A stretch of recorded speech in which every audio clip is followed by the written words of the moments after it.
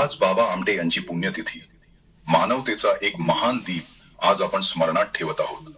बाबा आमटे एक शिक्षित वकील होते, पण त्यांनी निवडला वकिलीचा नव्हे, सेवेचा मार्ग. समाजाने ज्यांना दूर लोटलं, कुष्ठरोग्यांना, त्यांनी आपल्या हृदयाशी जवळ केलं. 1951 साली चंद्रपूर जवळ आनंदवन उभं राहिलं. भीक मागण्यासाठी नव्हे, तर स्वाभिमानाने जगण्यासाठी. कुष्ठरोगी, अपंग, अनाथ, दुर्बल सर्वांना दिलं उपचार, शिक्षण आणि काम. फक्त माणसांसाठीच नाही, तर वाघ, बिबटे आणि जंगलांसाठीही ते लढले.